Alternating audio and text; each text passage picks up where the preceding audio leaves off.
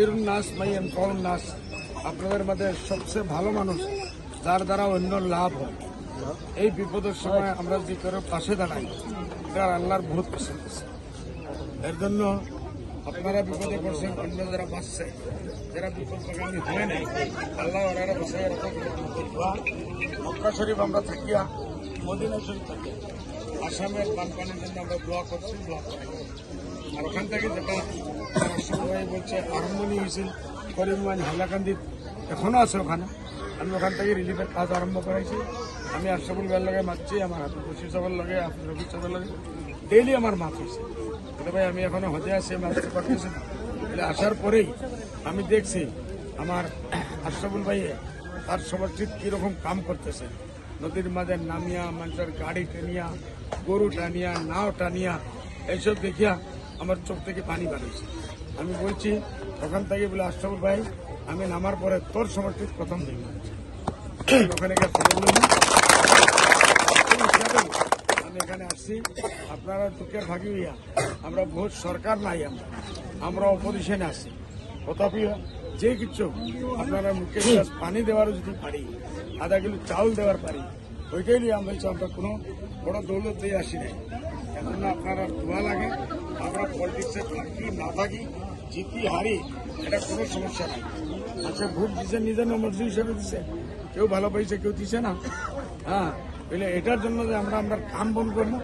42 বরস থেকে আজমল ফ্যামিলি এই আসামে স্বেচ্ছাসেবী কাজ করিয়া চলতেছে। ফ্লাড হোক, ইরেশন হোক, অন্য কোনো বলা মুসিবত হোক, জমিন আসমানের বলা মুসিবত, আজমল ফ্যামিলি ওখানে দাঁড়াই থাকে। আর আমার সঙ্গে আমার হাফিজ বশির সাহেব রাত দিন আমার সঙ্গে আছে। এর জন্য ভাই আমরা আপনার উপরে কোনো এহসান করি নাই, নিজের উপরে নিজে এহসান করতেছি। এই সময় যদি আমরা বাড়িতে বসে থাকি আর টেলিভিশনে আপনারা এটা দেখি, এটা আল্লাহর গজব না চিনি। এর জন্য আমরা আসছি। আপনারা আমার আশা আছে, দোয়া করবেন ইনশাল্লাহ। আর এই বলা মসজিদটা জলদি থেকে জলদি দূর হোক, আপনারা আমরা কিছু সেবা করতে পারি, এটার দোয়া করবেন। আসসালামু আলাইকুম। দেখুন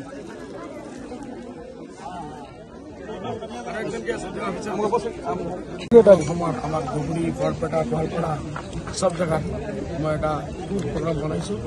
মানে বেলে চাই বহুত কাম কৰি আছে। মই দেখিছোঁ, ভিডিঅ' পাইছোঁ, পাইছোঁ, সব পাইছোঁ। আর আমি এটা ডিসিশন লৈছোঁ এইবার বানপানির কাম করার কারণে, মতলব এক্সাম্পলারি কাম যেটা আমার আশরাফুল ভাই করেছে। আমি কৈছোঁ তেখেতে এইবার আমি ম্যান অফ দ্য ইয়ার আমার ইউডিএফ এই সেবা করার কারণে আমি তেখেতে দিম। আর এটার কারণে মই ইয়ার আর ইয়ার পৰা আমি যাম, কালি আমি মন্দিৰ যাম, তাৰপিছত সিজন গ্ৰাম, তাৰপিছত গোৱালপাড়া সব জায়গা হই একদম মনকাচৰলৈকে। আৰ এবাৰে আমাৰ ধুবুৰি আৰ শালমাৰা, জলেশ্বৰ সব জায়গা মানুহৰ দুখ দুৰ্দশা 10 দিনৰ মানুহৰ দুখ দুৰ্দশা হৈছে যথেষ্ট। এইটো কাৰণে চাওক, মই বোধহয় মই প্ৰথম মানুহ, মই তাৰ পৰাই হুকুম দি প্ৰাইম মিনিষ্টাৰক এপিল কৰিছোঁ 20,000 কোটি টকা পেকেজ দিয়াৰ কাৰণে। চিফ মিনিষ্টাৰক মই লেটাৰ লিখিছোঁ, আৰু লিডাৰ অপজিশ্যন ৰাহুল গান্ধীক লেটাৰ লিখিছোঁ। আৰু এইফালে মই যোৱাকালি কৰ্মী মই আহি প্ৰথম দিন CMৰ লগত ভেট কৰিছোঁ, মেমৰেণ্ডাম দিছোঁ।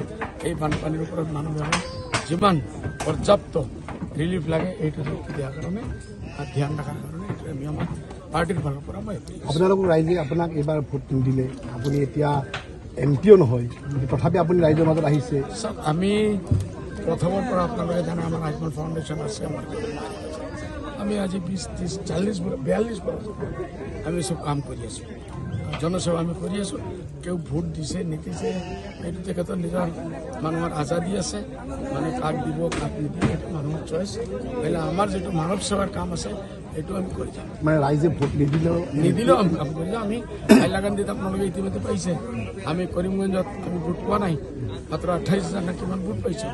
হ'লে যেতিয়াই ফ্লাড আহিছে প্ৰথমে ৰিলিফ মই তাত থাকি, মক্কাৰ পৰা থাকি মই হাইলাকান্দি আৰু কৰিমগঞ্জত পাইছোঁ। আপোনালোকে নিশ্চয় ভোট পাইছে। কাম হল সেৱা কৰা, মানুহে কি কৰিব ওপৰলৈ চব দেখি আছে। এইবাৰ এটা চুনামি আছিল, ইণ্ডিয়া গভৰ্ণমেণ্টৰ চুনামি আছিল। এই তুফানৰ ভিতৰত যেনেকুৱা ফ্লাডে সব মন্দিৰ মছজিদ সব উৰাই লৈ যায়, এইটো আমাৰ হালত হৈছে। আমি মানিছোঁ, আমাৰ মেণ্ডেট মানিছোঁ। কালি ভূপেন বৰাই এটা কথা কৈছে যে আপোনাক হেনো ৰাজনীতিক হিচাপে তেওঁ নামানে বা চিনি নাপায়, আপোনাৰ এজন আঁতৰৰ বেৰণ বুলিহে চিনি পায়।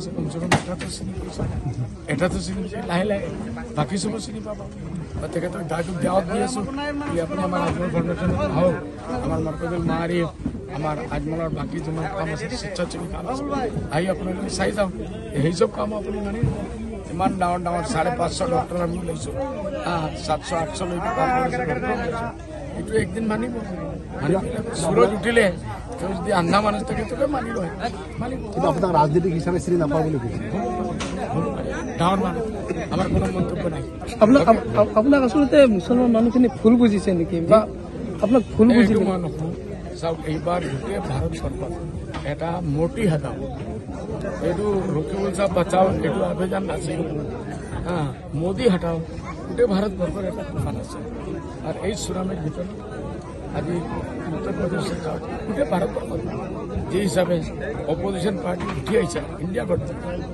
আর মোদীর 100 সিট কমি গল বিজেপি এইটো বুঝা যায় তুফান আছে বহুত রিলিফ লৈ আহিছে লগত পিছত কালি যাম আমি পৰহি যাম 10 দিনলৈকে 10 দিনৰ প্ৰগ্ৰাম আছে আৰু আমাৰ সব জায়গাত আমি ৰিলিফ